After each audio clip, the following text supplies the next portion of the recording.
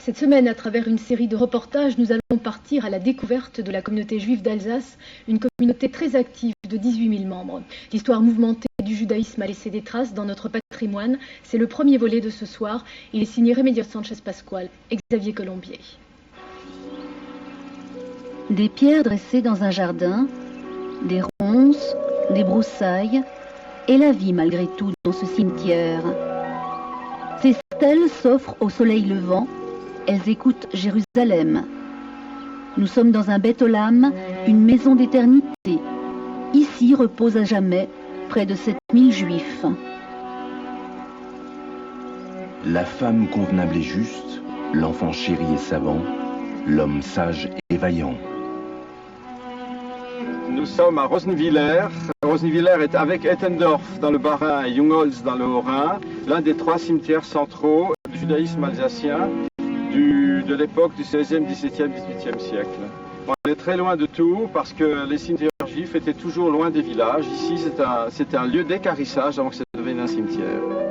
Un sol gorgé de sang animal pour enterrer les défunts. Quel mépris pour les juifs et quelle ignorance de leurs rites. Pourtant, les enfants de Sarah et d'Abraham vivaient en terre alsacienne depuis l'époque romaine et jusqu'au XIIe siècle sans aucune discrimination. Mais la création des corporations catholiques et les épidémies du Moyen-Âge changeront leur statut. En 1349 va se passer la très grave peste noire, parce qu'à cette époque, les Juifs d'Alsace avaient été accusés d'avoir jeté des venins et du poison dans les puits. Et on leur a laissé le choix dans certaines villes, en particulier à Strasbourg, entre soit se convertir, soit être brûlés vifs.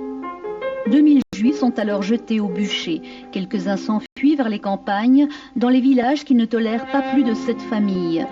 Lors des disettes, ce sont elles et leurs biens qui sont menacés par les paysans. Mais à Rosheim, Rabbi Yosselman a laissé son empreinte à l'hôtel de ville. En 1514, les magistrats de Rosheim, d'Obernai et de Kaisersberg décident d'expulser les Juifs à cause de leurs taux usuraires pratiqués. Rabbi Yosselman intervient personnellement auprès de l'empereur Charles Quint, où il a une audience en 1520, et grâce à cette intervention, Rosheim et Obernai conserveront les Juifs dans leurs murs.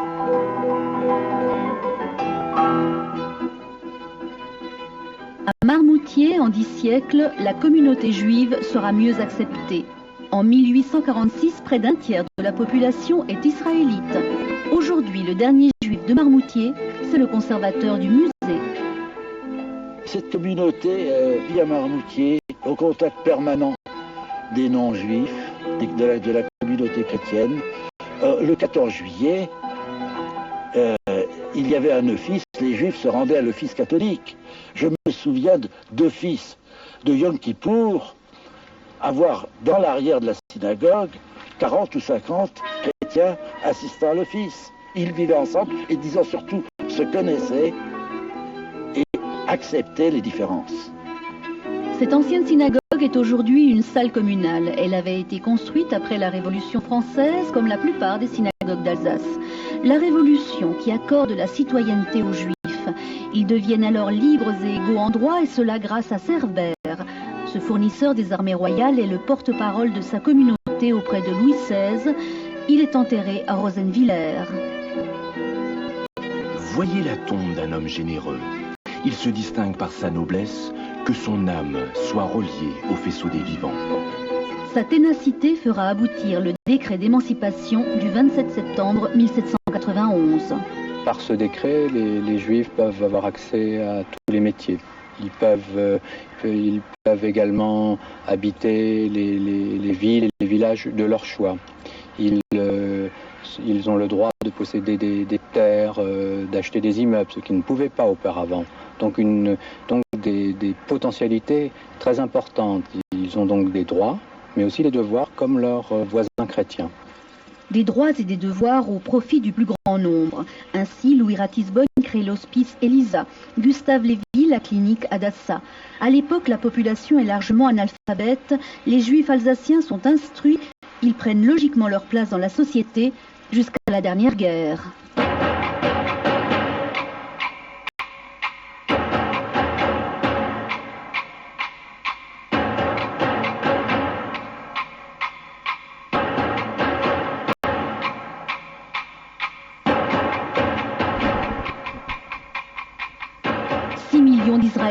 disparaissent. Ici à Offenbourg, jusqu'en 1933, ils étaient précisément 337. De leur passage sur Terre, il reste quelques objets familiers dans une salle de musée. En 1940, les nazis incendient la grande synagogue de Strasbourg. Après la guerre, la communauté hésite avant de reconstruire, une question de confiance vis-à-vis de l'État français. Une confiance désormais retrouvée. À Strasbourg, la synagogue de l'Esplanade est inaugurée en 1992. Sous les vitraux de Maître Tobias, elle accueille aujourd'hui 300 familles. Des hommes et des femmes qui vivent leur judaïsme en pénétrant dans une Torah monumentale. Ici, les fidèles entrent dans la loi, autrement dit, l'enseignement révélé. Deuxième volet de notre série cette semaine consacrée à la communauté juive en Alsace, une communauté qui, je vous le rappelle, compte 18 000 membres. Environ 15% sont pratiquants et respectent les principes de cette religion monothéiste. Remedia Sanchez-Pascual et Xavier Colombier nous entraînent ce soir au cœur du sacré, dans des rituels religieux immuables depuis des millénaires.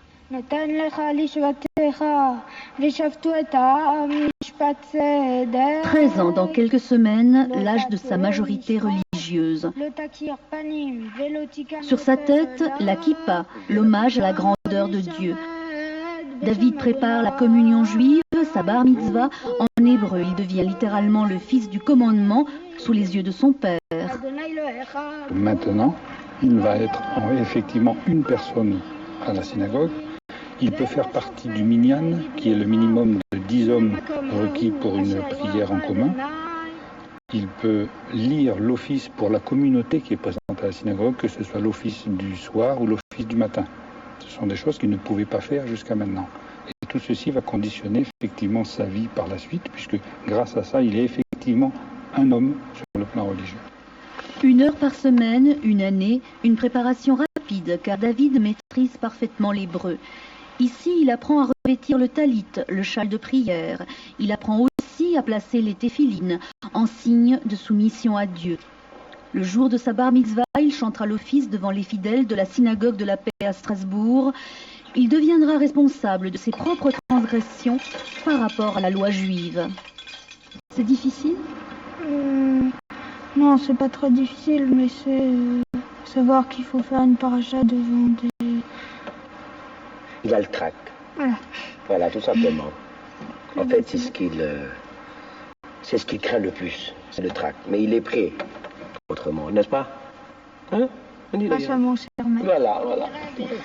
Le cher maître, c'est Isaac Waknin, un juif séfarade qui depuis 15 ans est l'un des ministres officiants du culte ashkénaze. Le respect de la lecture de la Torah passe par lui. La Torah, autrement dit le Pentateuque, au sens propre, l'enseignement que Dieu a donné au peuple juif voici 5000 ans. La révélation faite à Moïse, le fondement du judaïsme.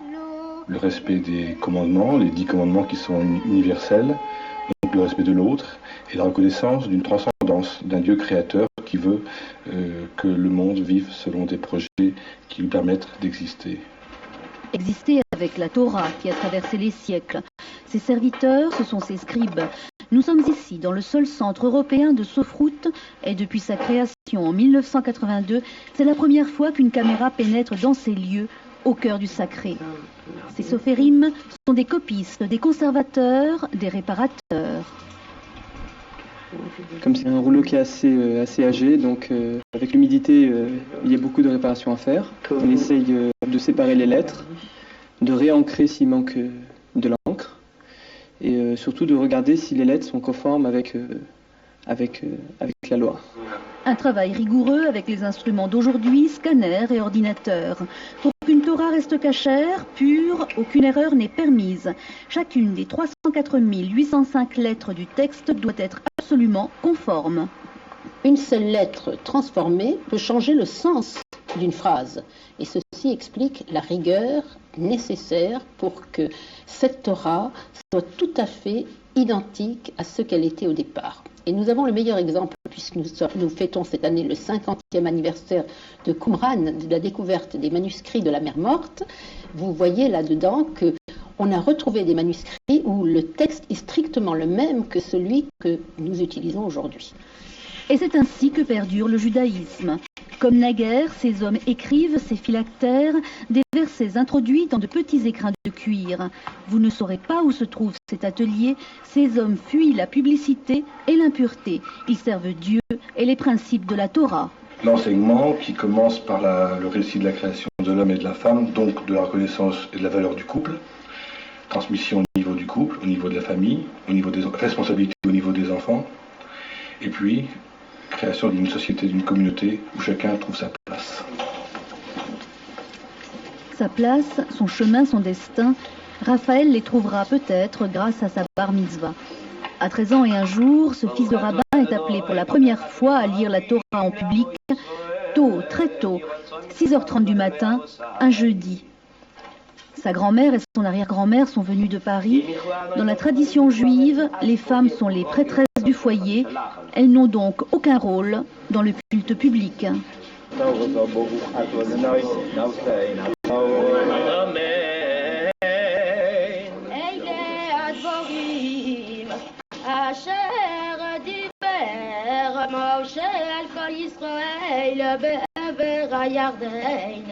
C'est l'émotion surtout, je tremblais là quand je faisais la Torah. Qu'est-ce que ça représente pour toi? L'accomplissement de ce qu'ont fait mes parents. Et également, je deviens un homme maintenant, je suis compris dans le minyan. Je suis très heureuse que je reste haut et assister à l'accouchement arrière-petite-fils à Bar Mitzvah. La vie juive va continuer à travers lui, nous en sommes toutes très fiers. Voilà. Cet office aura aussi été une prière commune en présence du rabbin, un rabbin qui n'est pas un prêtre mais un guide spirituel. Qu'est-ce qu'un bon juif pour vous? C'est un homme qui est bon. Et un juif tout court? La définition de l'homme qui, malgré l'échec parfois des civilisations, croit en la réussite du projet divin et en la présence de l'homme sur terre.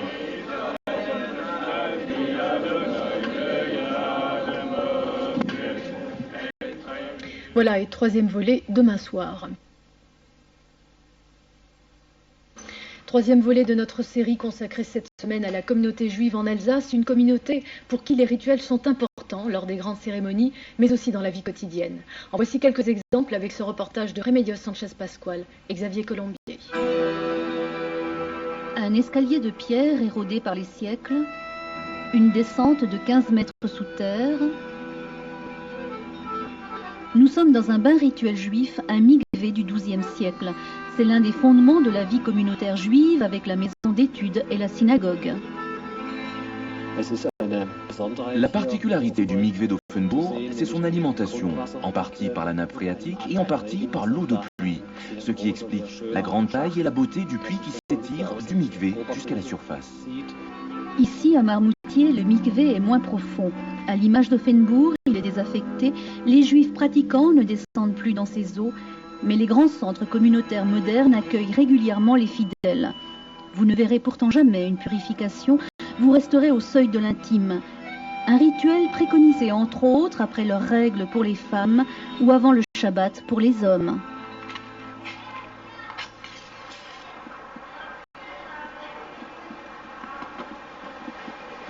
ברוך אתה עד השם אלוקינו מלך העולם אשר קידשנו במצוותיו וציוונו להדליק נר של שבת.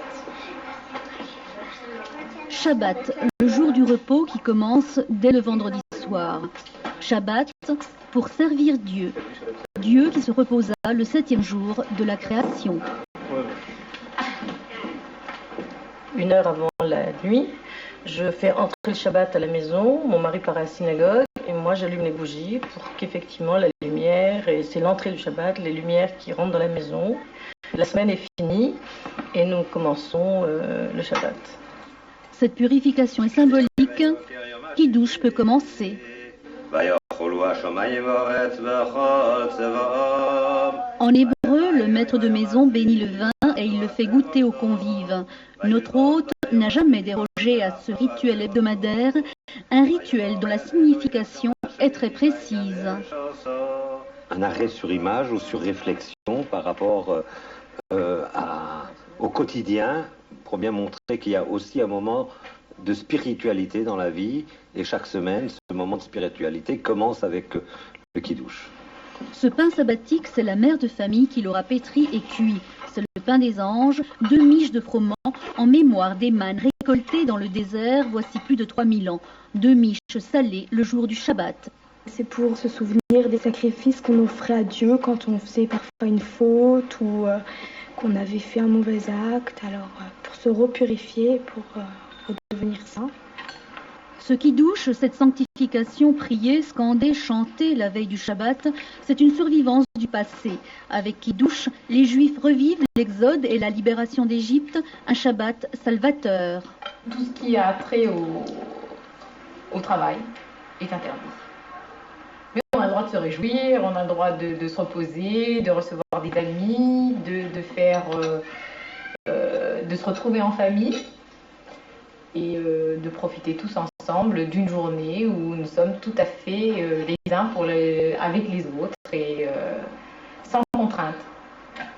En fait, c'est surtout pour nous libérer de ces obligations, de ces habitudes que nous avons tout au long de la semaine et que l'on ne remarque même plus à force de les avoir, c'est-à-dire d'allumer la lumière, de prendre l'ascenseur, de prendre sa voiture. C'est-à-dire que le jour du Shabbat, c'est le jour du repos où on doit se libérer de toutes nos actions habituelles qui nous rendent la vie un petit peu esclave de ces habitudes de tous les jours. Shabbat se termine le samedi soir avec une havdalah, d'autres prières pour revenir au quotidien. Une bougie tressée, c'est la vie éternelle. Cette boîte à épices, c'est le symbole des nourritures spirituelles. La bougie s'éteint dans la vie matérielle, un reste de vin. Ce kiddush a été reconstitué un mardi soir. Nos hôtes, des Ashkénazes pratiquants, respectent vraiment Shabbat le vendredi. Environ 15% de la communauté juive alsacienne est pratiquante. Ces rituels baignent leur vie quotidienne, des rituels magnifiés lors des grandes cérémonies. À la synagogue de Benfeld, Caroline et Serge ont uni leur destinée le 13 juillet dernier. Un mariage qui, dans la tradition juive, est un commandement divin, un lien sacré, un moyen pour chaque individu de s'accomplir pleinement. Les mariés se sont séparés pendant quelques heures. La mariée s'est préparée en faisant un bain rituel. Nous avons habillé aussi la synagogue avec des fleurs. Nous avons monté ce dé nuptial. Et puis très très vite, les événements se sont précipités. La mariée est arrivée dans une très belle voiture. Elle est rentrée, le rabbin a fait un discours, échange d'anneaux, un verre brisé, et on sort déjà. 3 quarts d'heure se sont passés, on ne les a pas vus passer. Un mariage sous un dais, une roupa en souvenir des tentes du désert, un verre brisé pour ne pas oublier la destruction du temple de Jérusalem. Un mariage qui installe l'avenir. Au niveau des générations, le mariage est aussi la clé pour avoir des enfants, beaucoup d'enfants, disent nos lois, et après, le futur sera assuré.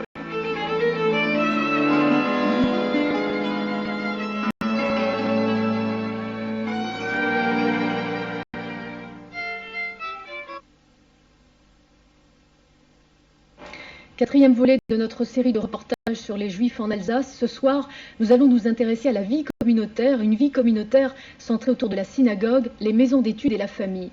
Le reportage de Remedios Sanchez-Pascual et Xavier Colombier.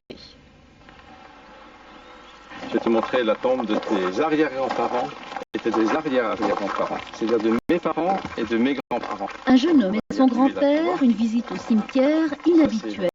Le culte des morts n'existe pas dans la tradition juive. Ni fleurs ni couronnes lors de l'inhumation ou à la date anniversaire du deuil, juste quelques cailloux en souvenir du désert. Ici, une exception à la règle. Cet adolescent vit en Israël. À Rosenwiller, il écoute ses ancêtres, une leçon d'histoire. L'histoire qui a donné un statut aux Juifs de France.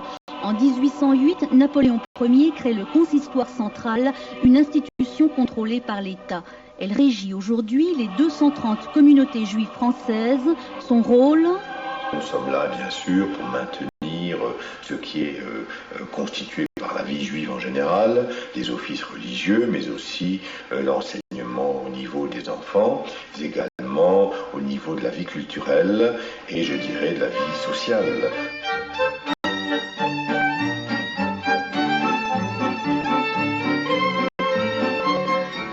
La vie communautaire, c'est pour moi, c'est d'abord quelque chose qui se vit au quotidien. Ce ne sont pas des grands événements, une fois l'an, une fois tous les 5 ans. C'est la vie de tous les jours. Pratiquement, c'est la synagogue matin et soir, c'est les cercles d'études en journée, c'est un jardin d'enfants, c'est un centre communautaire animé, des conférences.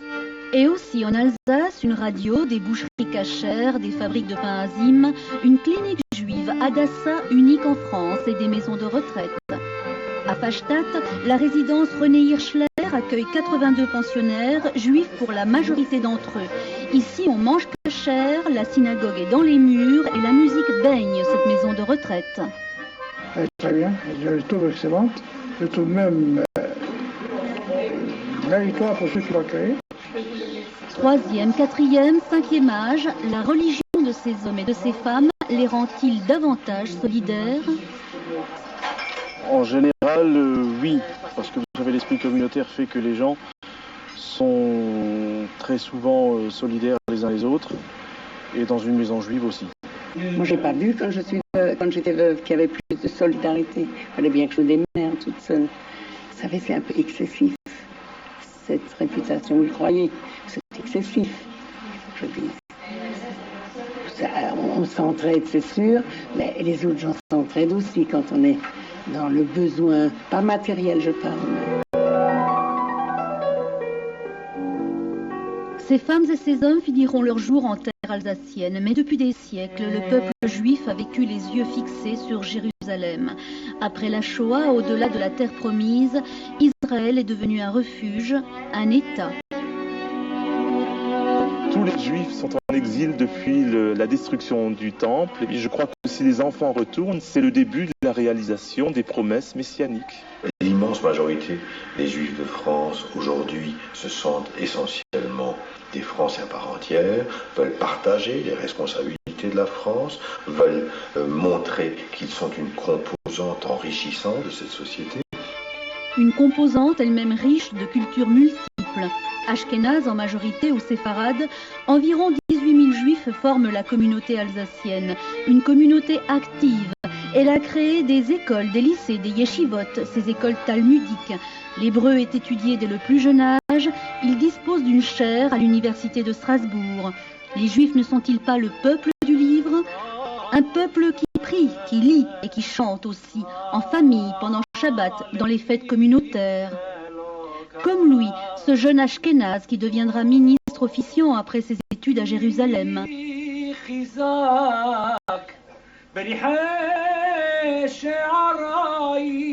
Comme Michel, séfarade par nature, dentiste par devoir, chanteur par passion.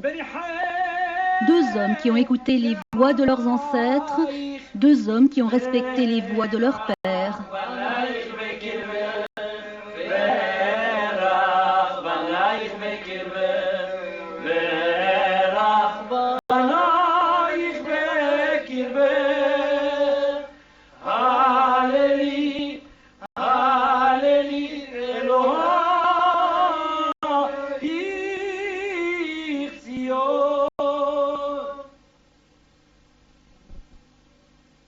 Chose promise, chose due. 5e volet ce soir de notre série consacrée à la communauté juive. Il s'appelle Rostropovitch, Sigmund Freud ou Woody Allen, des hommes qui se sont appuyés sur leur religion pour faire évoluer l'art ou la pensée.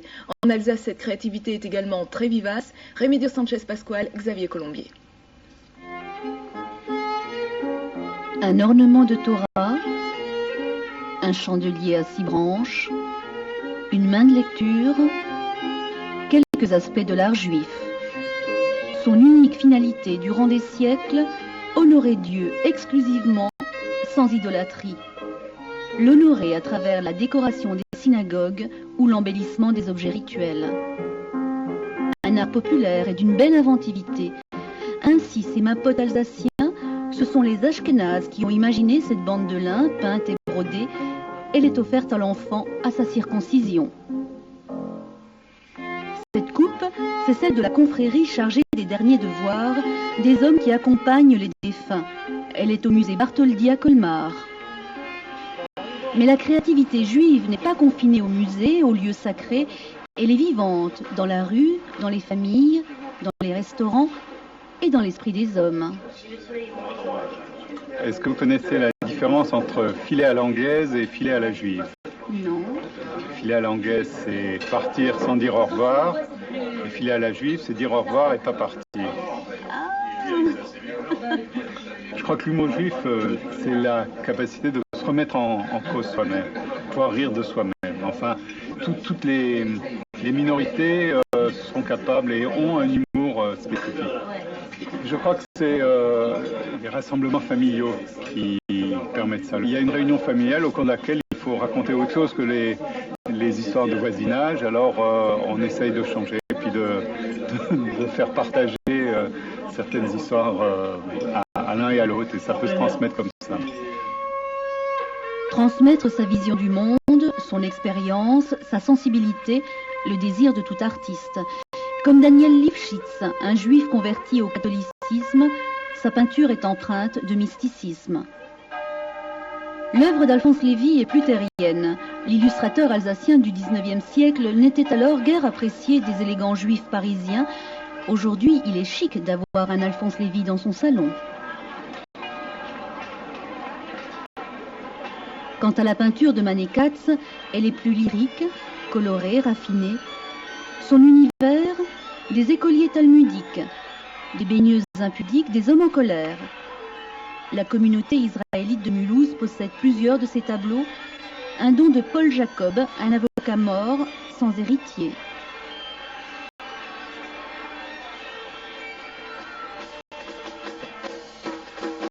Leur héritage, les yiddish mamas et papas le revendiquent haut et fort et en chanson.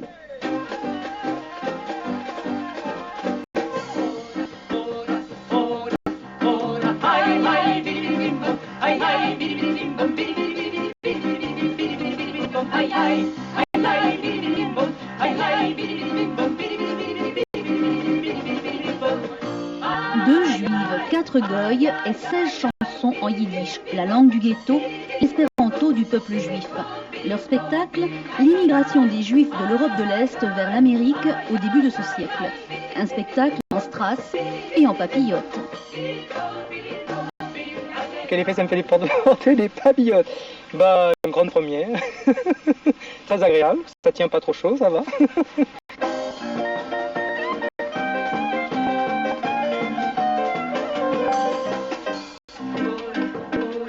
Dans ce cocktail pétillant, les juifs de l'ancien monde enlèvent leur habit de misère pour mieux s'imprégner de modernité. Je suis juive, je chante sur scène, je danse sur scène. C'est vrai que pour les religieux, les femmes ne doivent pas chanter, enfin une femme mariée ne doit pas chanter devant les hommes. Ça vous pose aucun problème? Ça ne me pose pas de problème. En tout cas, vous vous éclatez sur scène. Moi, je m'éclate sur scène, oui, c'est vrai. Elle s'éclate, tout comme sa compère Astrid Ruff. Pour cette meneuse de revue, le yiddish recèle aussi la délicate saveur de l'enfance, une enfance aux multiples senteurs, aux multiples cultures. On ne peut pas définir la culture juive. Il y a l'aspect religieux, il y a l'aspect laïque, il y a la défense du yiddish, il y a la défense de l'hébreu. Il y a 1000 aspects et on dit toujours en matière de boutade qu'il y a autant de manières d'être juif que de juifs au monde.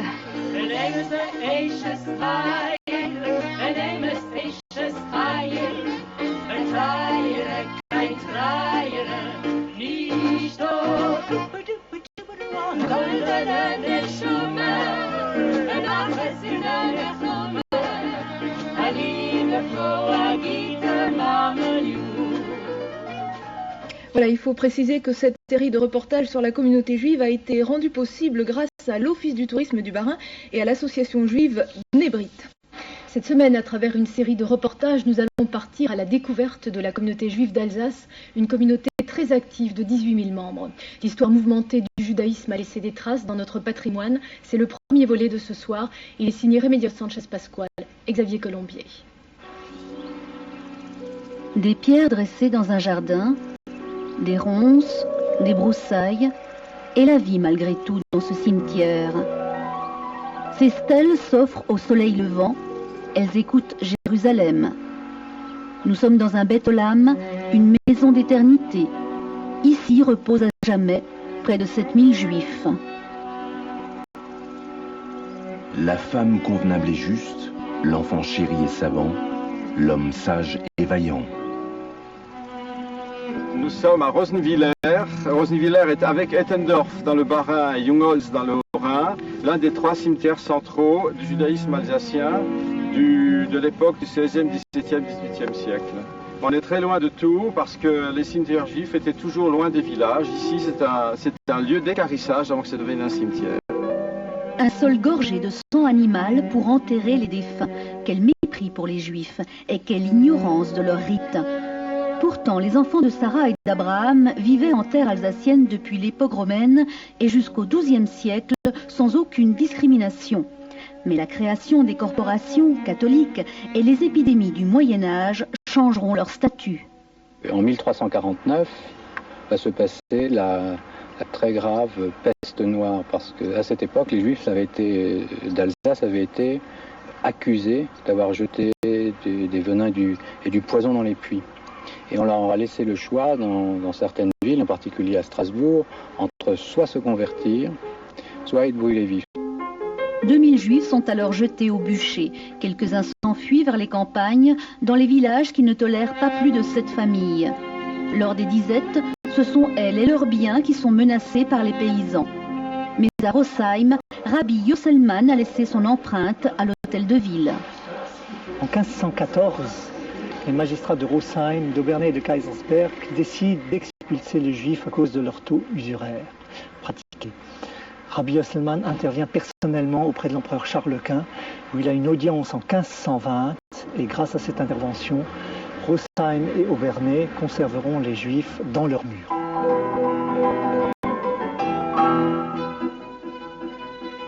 À Marmoutier, en 10 siècles, la communauté juive sera mieux acceptée. En 1846, près d'un tiers de la population est israélite.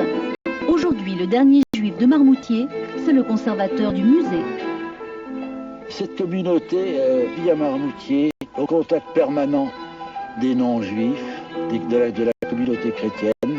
Le 14 juillet, il y avait un office, les juifs se rendaient à l'office catholique. Je me souviens d'office de Yom Kippour, avoir dans l'arrière de la synagogue 40 ou 50 chrétiens assistant à l'office. Ils vivaient ensemble et, disons surtout, se connaissaient et acceptaient les différences. Cette ancienne synagogue est aujourd'hui une salle communale. Elle avait été construite après la Révolution française, comme la plupart des synagogues d'Alsace. La Révolution qui accorde la citoyenneté aux Juifs. Ils deviennent alors libres et égaux en droit, et cela grâce à Cerbère. Ce fournisseur des armées royales est le porte-parole de sa communauté auprès de Louis XVI. Il est enterré à Rosenwiller. Voyez la tombe d'un homme généreux. Il se distingue par sa noblesse, que son âme soit reliée au faisceau des vivants. Sa ténacité fera aboutir le décret d'émancipation du 27 septembre 1791. Par ce décret, les Juifs peuvent avoir accès à tous les métiers. Ils peuvent également habiter les villes et les villages de leur choix. Ils ont le droit de posséder des terres, d'acheter des immeubles, ce qu'ils ne pouvaient pas auparavant. Donc des potentialités très importantes. Ils ont donc des droits, mais aussi des devoirs comme leurs voisins chrétiens. Des droits et des devoirs au profit du plus grand nombre. Ainsi, Louis Ratisbonne crée l'hospice Elisa, Gustave Lévy la clinique Adassa. À l'époque, la population est largement analphabète. Les Juifs alsaciens sont instruits, ils prennent logiquement leur place dans la société jusqu'à la dernière guerre.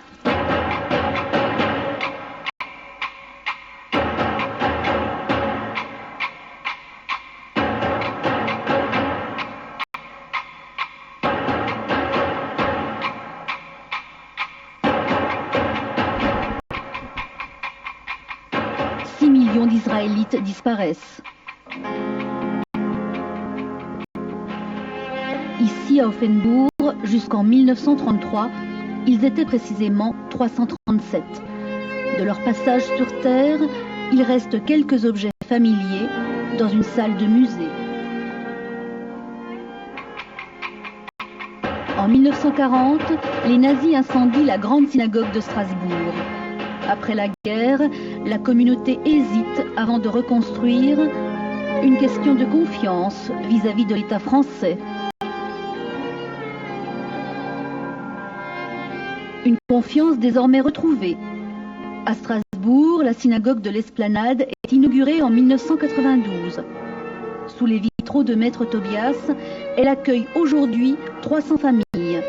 Des hommes et des femmes qui vivent leur judaïsme en pénétrant dans une Torah monumentale. Ici, les fidèles entrent dans la loi, autrement dit, l'enseignement révélé.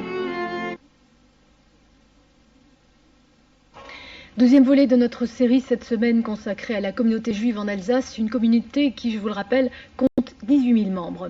Environ 15% sont pratiquants et respectent les principes de cette religion monothéiste. Remedio Sanchez-Pascual et Xavier Colombier nous entraînent ce soir au cœur du sacré, dans des rituels religieux immuables depuis des millénaires.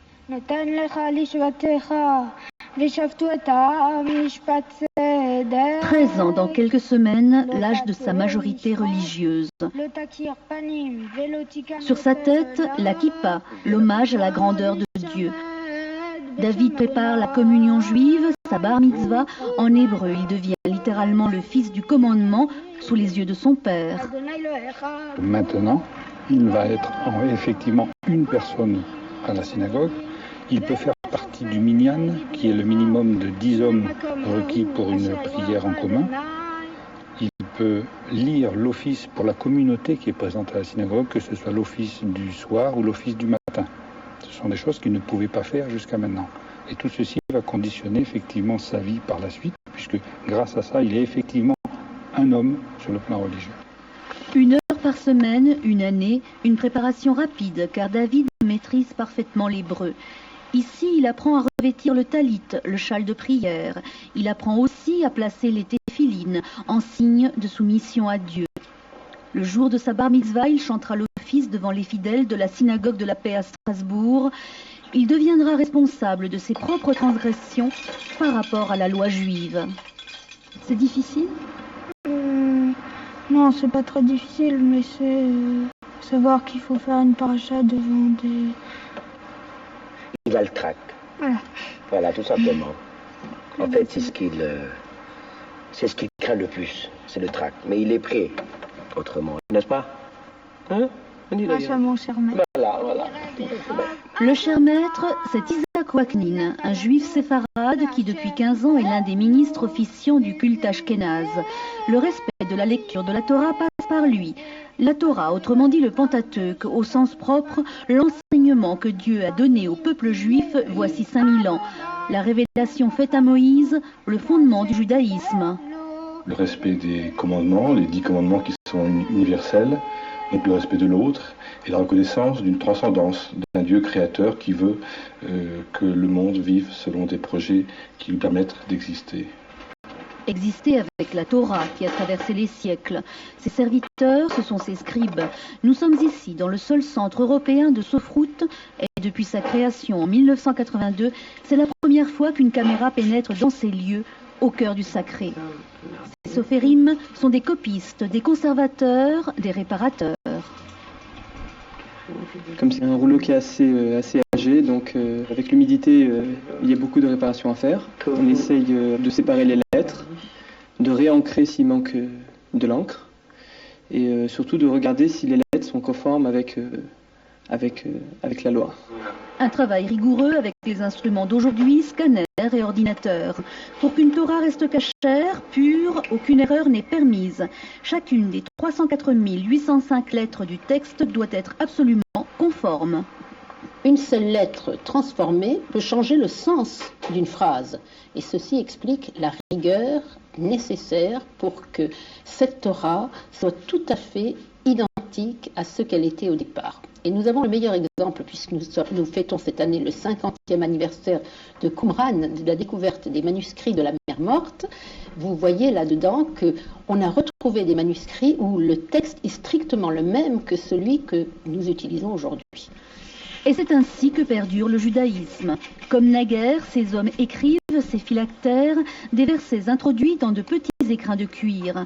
Vous ne saurez pas où se trouve cet atelier. Ces hommes fuient la publicité et l'impureté. Ils servent Dieu et les principes de la Torah. L'enseignement qui commence par le récit de la création de l'homme et de la femme, donc de la reconnaissance et de la valeur du couple, transmission au niveau du couple, au niveau de la famille, au niveau des responsabilités au niveau des enfants, et puis création d'une société, d'une communauté où chacun trouve sa place. Sa place, son chemin, son destin, Raphaël les trouvera peut-être grâce à sa bar mitzvah. À 13 ans et un jour, ce fils de rabbin est appelé pour la première fois à lire la Torah en public, tôt, très tôt, 6h30 du matin, un jeudi. Sa grand-mère et son arrière-grand-mère sont venues de Paris. Dans la tradition juive, les femmes sont les prêtresses du foyer. Elles n'ont donc aucun rôle dans le culte public.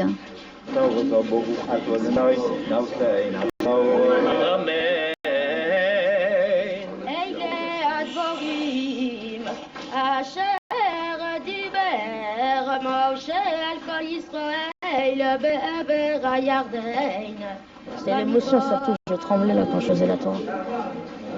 Qu'est-ce que ça représente pour toi? L'accomplissement de ce qu'ont fait mes parents et également je deviens un homme maintenant, je suis compris dans le minyan. Je suis très heureuse que je reste haut et assister à l'accouchement arrière-petite-fils à Bar Mitzvah. La vie juive va continuer à travers lui, nous en sommes toutes très fiers.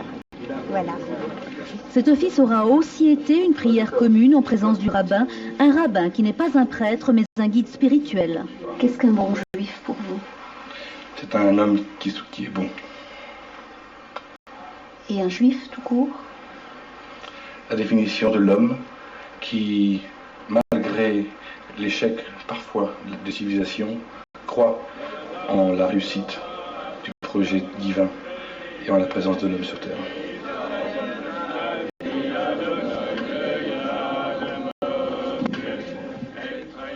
Voilà, et troisième volet demain soir. Troisième volet de notre série consacrée cette semaine à la communauté juive en Alsace, une communauté pour qui les rituels sont importants lors des grandes cérémonies, mais aussi dans la vie quotidienne. En voici quelques exemples avec ce reportage de Remedios Sanchez-Pascual et Xavier Colombier. Un escalier de pierre érodé par les siècles, une descente de 15 mètres sous terre. Nous sommes dans un bain rituel juif, un mikvé du XIIe siècle. C'est l'un des fondements de la vie communautaire juive avec la maison d'études et la synagogue. La particularité du mikvé d'Offenbourg, c'est son alimentation, en partie par la nappe phréatique et en partie par l'eau de pluie, ce qui explique la grande taille et la beauté du puits qui s'étire du mikvé jusqu'à la surface. Ici, à Marmoutier, le mikvé est moins profond. À l'image d'Offenbourg, il est désaffecté. Les juifs pratiquants ne descendent plus dans ces eaux. Mais les grands centres communautaires modernes accueillent régulièrement les fidèles. Vous ne verrez pourtant jamais une purification, vous resterez au seuil de l'intime. Un rituel préconisé entre autres après leurs règles pour les femmes ou avant le Shabbat pour les hommes.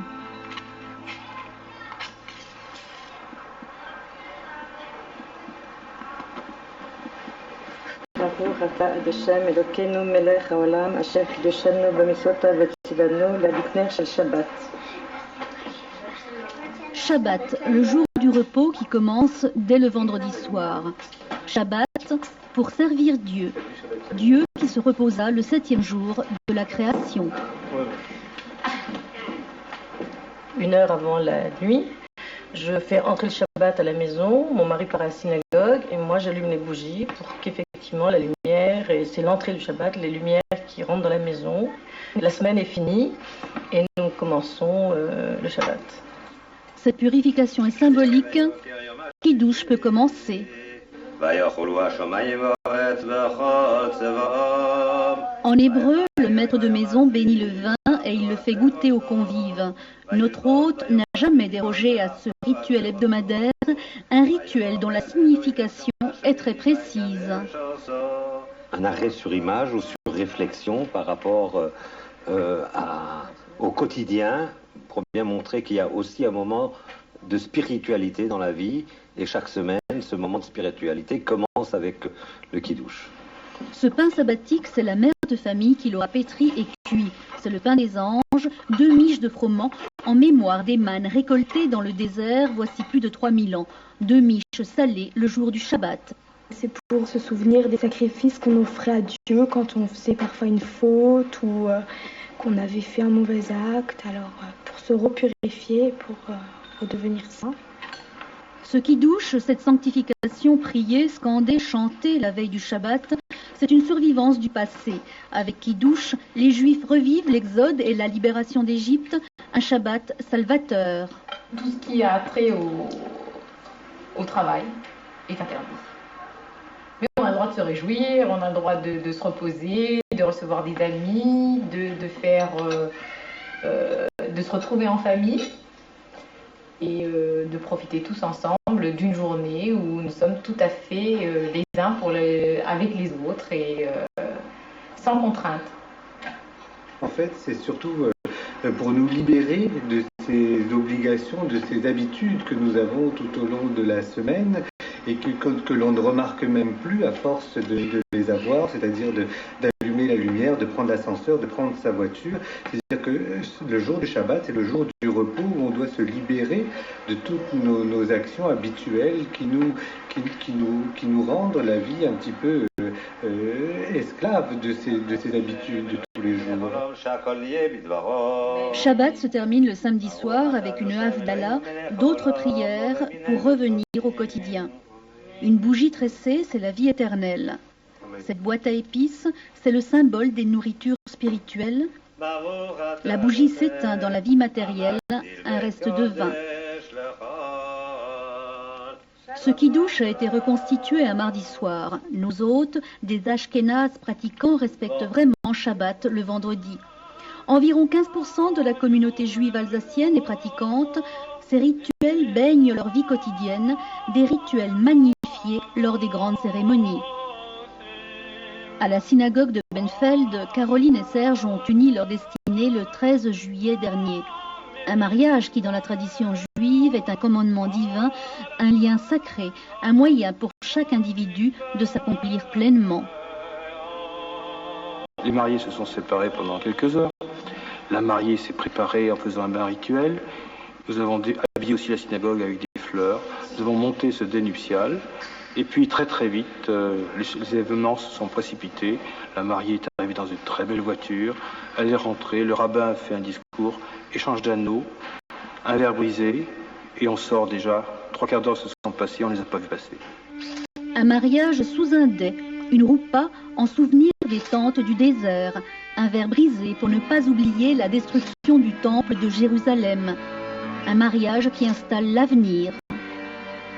Au niveau des générations, le mariage est aussi la clé pour avoir des enfants, beaucoup d'enfants, disent nos lois, et après, le futur sera assuré.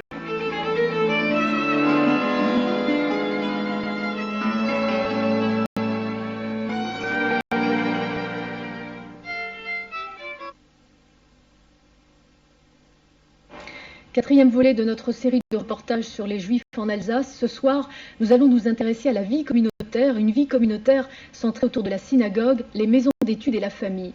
Le reportage de Remedios Sanchez-Pascual et Xavier Colombier. Je vais te montrer la tombe de tes arrière-grands-parents et de tes arrière-arrière-grands-parents, c'est-à-dire de mes parents et de mes grands-parents. Un jeune homme et son grand-père, une visite au cimetière inhabituelle. Le culte des morts n'existe pas dans la tradition juive. Ni fleurs ni couronnes lors de l'inhumation ou à la date anniversaire du deuil, juste quelques cailloux en souvenir du désert. Ici, une exception à la règle. Cet adolescent vit en Israël. À Rosenwiller, il écoute ses ancêtres, une leçon d'histoire. L'histoire qui a donné un statut aux Juifs de France. En 1808, Napoléon Ier crée le Consistoire central, une institution contrôlée par l'État. Elle régit aujourd'hui les 230 communautés juives françaises. Son rôle ?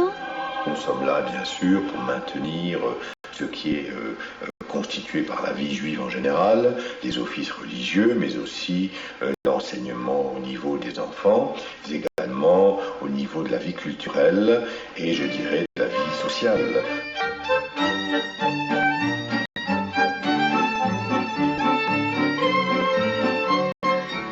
La vie communautaire, c'est pour moi, c'est d'abord quelque chose qui se vit au quotidien.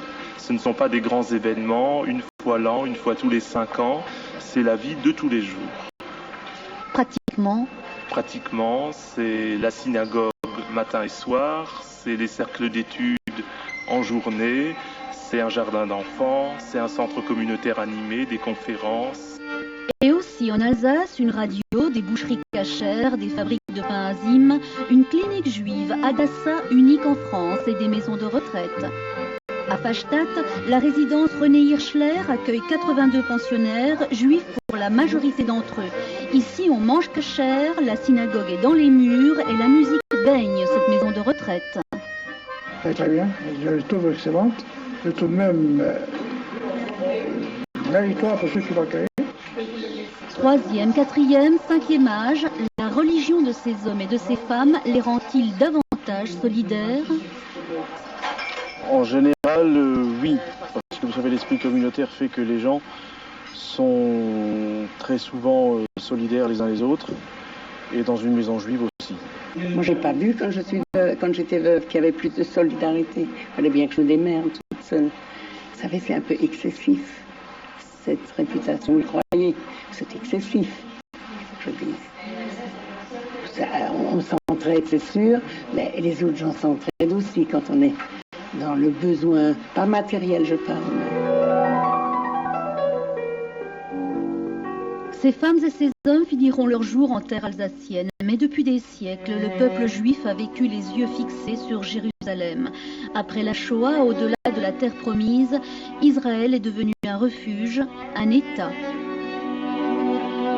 Tous les juifs sont en exil depuis la destruction du temple. Et je crois que si les enfants retournent, c'est le début de la réalisation des promesses messianiques. L'immense majorité des juifs de France aujourd'hui se sentent essentiellement des Français à part entière, veulent partager les responsabilités de la France, veulent montrer qu'ils sont une composante enrichissante de cette société. Une composante elle-même riche de cultures multiples. Ashkénazes en majorité ou séfarades, environ 18 000 juifs forment la communauté alsacienne. Une communauté active. Elle a créé des écoles, des lycées, des yeshivot, ces écoles talmudiques. L'hébreu est étudié dès le plus jeune âge. Il dispose d'une chaire à l'université de Strasbourg. Les juifs ne sont-ils pas le peuple du livre ? Un peuple qui prie, qui lit et qui chante aussi, en famille, pendant Shabbat, dans les fêtes communautaires. Comme lui, ce jeune Ashkénaze qui deviendra ministre officiant après ses études à Jérusalem.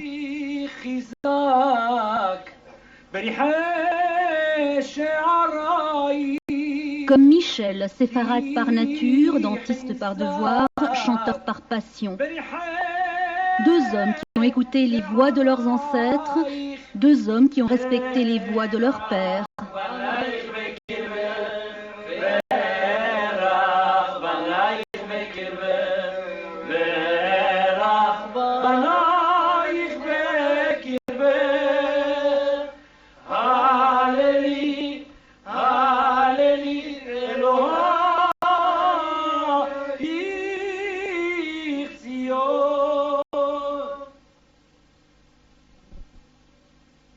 Chose promise, chose due. 5e volet ce soir de notre série consacrée à la communauté juive. Il s'appelle Rostropovitch, Sigmund Freud ou Woody Allen, des hommes qui se sont appuyés sur leur religion pour faire évoluer l'art ou la pensée. En Alsace, cette créativité est également très vivace. Remedio Sanchez Pascual, Xavier Colombier.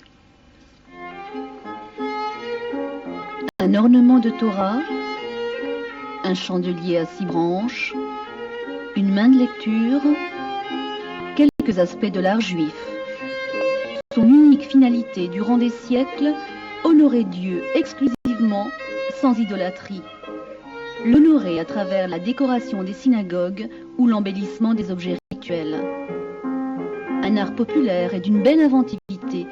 Ainsi, ces mapotes alsaciens Ce sont les Ashkénazes qui ont imaginé cette bande de lin peinte et brodée. Elle est offerte à l'enfant à sa circoncision.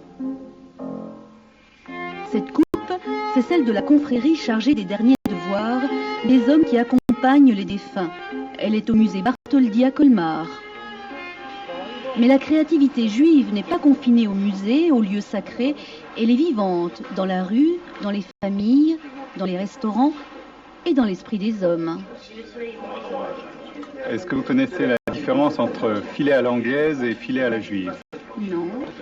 Filet à l'anglaise, c'est partir sans dire au revoir. Et filet à la juive, c'est dire au revoir et pas partir. Je crois que l'humour juif, c'est la capacité de se remettre en cause soi-même, pouvoir rire de soi-même. Enfin, toutes les minorités sont capables et ont un humour spécifique. Je crois que c'est les rassemblements familiaux qui permettent ça. Il y a une réunion familiale au cours de laquelle il faut raconter autre chose que les histoires de voisinage. Alors on essaye de changer, puis de faire partager certaines histoires à l'un et à l'autre, et ça peut se transmettre comme ça. Transmettre sa vision du monde, son expérience, sa sensibilité, le désir de tout artiste. Comme Daniel Lifshitz, un juif converti au catholicisme, sa peinture est empreinte de mysticisme. L'œuvre d'Alphonse Lévy est plutérienne. L'illustrateur alsacien du XIXe siècle n'était alors guère apprécié des élégants juifs parisiens. Aujourd'hui, il est chic d'avoir un Alphonse Lévy dans son salon. Quant à la peinture de Manne Katz, elle est plus lyrique, colorée, raffinée. Son univers, des écoliers talmudiques, des baigneuses impudiques, des hommes en colère. La communauté israélite de Mulhouse possède plusieurs de ces tableaux, un don de Paul Jacob, un avocat mort, sans héritier.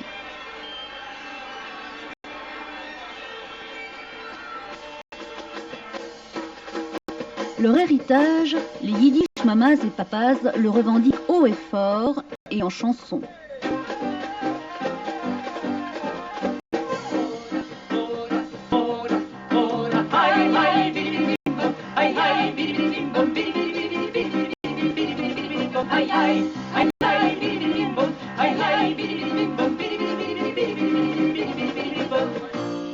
Deux juives, 4 goïs et 16 chansons en yiddish, la langue du ghetto, l'espéranto du peuple juif. Leur spectacle, l'immigration des juifs de l'Europe de l'Est vers l'Amérique au début de ce siècle. Un spectacle en strass et en papillote. Quel effet ça me fait porter des papillotes? Bah, une grande première. Très agréable, ça tient pas trop chaud, ça va.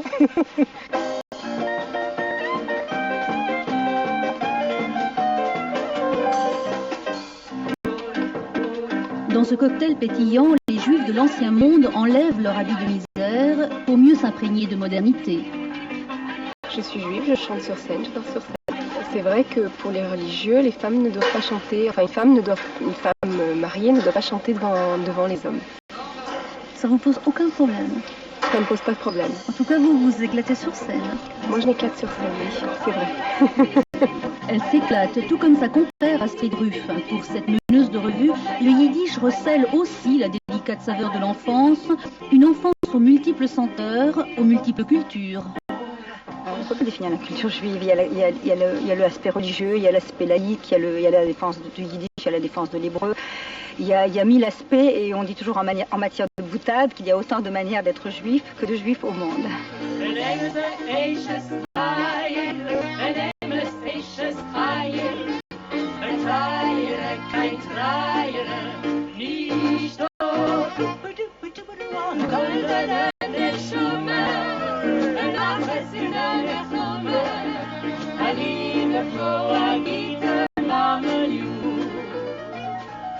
Voilà, il faut préciser que cette série de reportages sur la communauté juive a été rendue possible grâce à l'Office du tourisme du Bas-Rhin et à l'association juive Bnei Brit.